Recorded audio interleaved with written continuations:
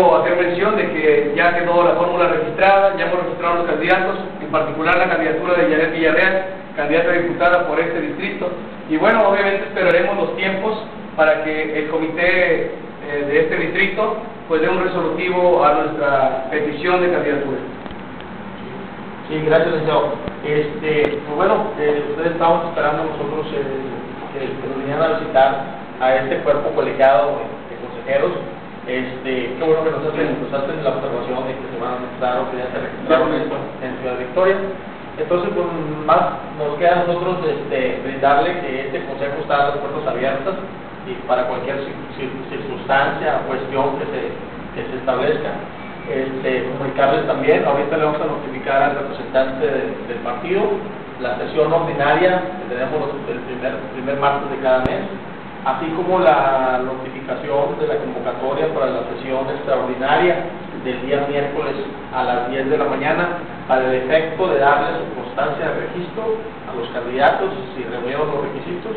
Y pues, como tú sabes, el Consejo ha estado trabajando desde un principio y pues, nos ponemos a su disposición. Ustedes, los partidos políticos, son los principales actores en esta contienda.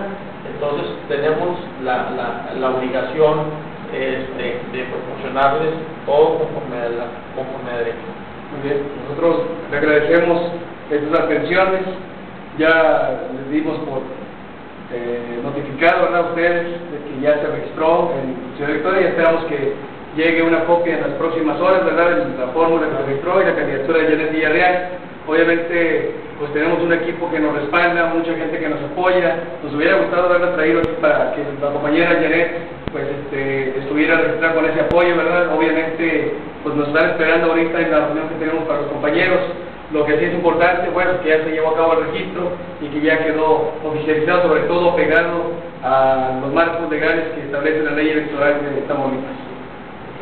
Gracias. Pues dentro de lo que nosotros nos podamos servir, aquí están las puertas abiertas de este consejo y cuenten de que así como se lleva a cabo las elecciones va a contar foto como bien.